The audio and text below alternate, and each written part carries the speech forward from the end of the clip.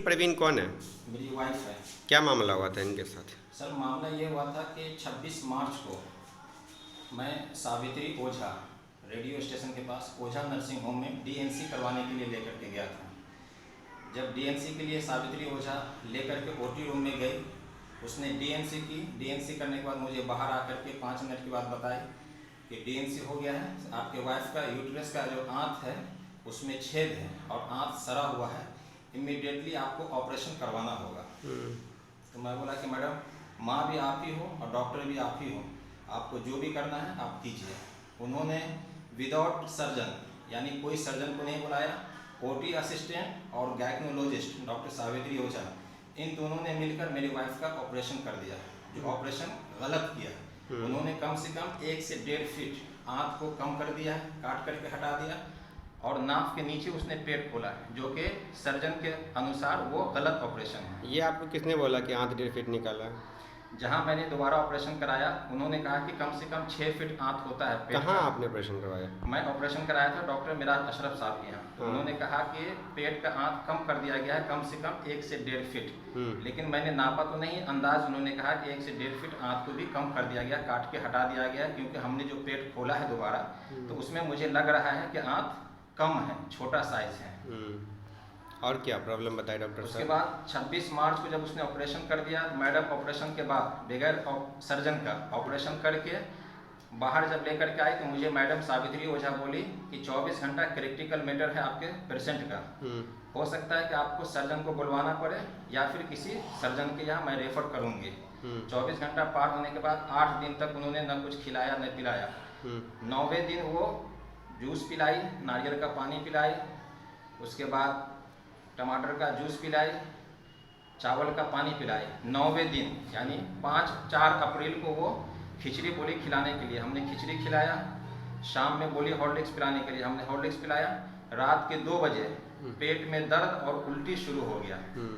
वहाँ पर नर्स थी रीतू झा, हमने उनको बोला, वो आकर के इंजेक्शन दी। फिर वो मैडम को बुलाई, डॉक्टर सावित्री ओझा को। 6 बजे सुबह आई, वो चेक की और चेक करने के बाद मुझे 5 अप्रैल को सुबह 6 बजे डिस्चार्ज कर दी कि आप किसी सर्जन के यहाँ लेकर के इमीडिएटली जाइए। वहाँ से मैं लेकर के डॉक्टर मिराज अशरफ साहब के यहाँ गया बेता, उन्होंने देखा, चेक किया, फिर वो ट्रीटमेंट किए। यानी 5 अप्रैल से लेकर के अभी 23 जून को मेरी वाइफ का दोबारा ऑपरेशन हुआ है। इस बीच में मैं 11 डॉक्टर के यहाँ गया, doctor Miraj Ashraf, doctor Anupam Prakash, doctor Sharad Kumar Jha, Cripps hospital Madhubani, Uma hospital Patna, doctor Rakesh Kumar Singh Patna, doctor Rakesh Kesari Paras, इन तमाम डॉक्टरों के यहाँ मैं 3 महीना धक्का खाता रहा, इलाज कराता रहा। लेकिन इन तमाम डॉक्टरों के यहाँ एवरेज जो होती है उसमें क्या कंक्लूजन आया, क्या कारण है आपकी वाइफ का?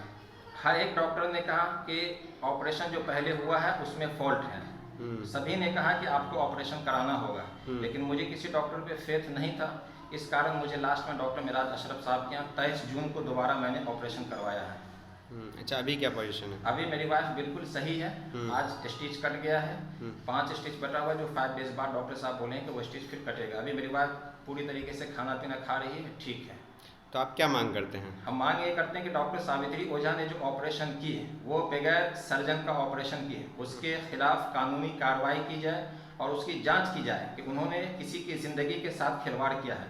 मेरे 4 बच्चे हैं छोटे छोटे, आज मेरी वाइफ को वो ऑपरेशन किए, गलत ऑपरेशन किए, गलत इंडिकेट की, जिसके कारण आज अगर उसकी मौत हो जाती तो मेरी ज़िंदगी का क्या होता, मेरे बच्चों का क्या भविष्य होता। तो इसलिए मैं कानून से उम्मीद करता हूँ और कानून से अपील करता हूँ कि ऐसे डॉक्टरों के खिलाफ कानूनी कार्रवाई हो और जांच हो, ताकि उन्होंने गलत ऑपरेशन क्यों किया इस तरीके से। अगर डॉक्टर्स आपकी बात से सहमति नहीं रखती है तो आगे आप क्या स्टेप उठाएंगे? हम इसके आगे उनके खिलाफ कोर्ट का दरवाजा खटखटाएंगे, हम कोर्ट से केस लड़ेंगे, उनके ऊपर केस करेंगे। दरभंगा के डीएम से क्या अपील करेंगे? मैं दरभंगा के DM doctor S M Tyagarajan से मैं अपील करता हूँ कि आप मेरी आवाज़ को सुने और ऐसे डॉक्टरों के खिलाफ आप इंक्वायरी करवा करके, जांच करवा करके, अगर वो गलत है तो उनको सख्त से सख्त कानूनी कार्रवाई की जाए, ताकि आइंदा भविष्य में किसी भी मरीज़ के साथ, किसी भी पेशेंट के साथ इस तरीके का वो गलत ऑपरेशन ना करे। अगर कोई गरीब होता आज तो यकीनन वो मर जाता, जितना मैं 3 महीना, 3.5 महीना से डॉक्टरों के यहाँ धक्के खाया हूँ। अच्छा, अपना परिचय?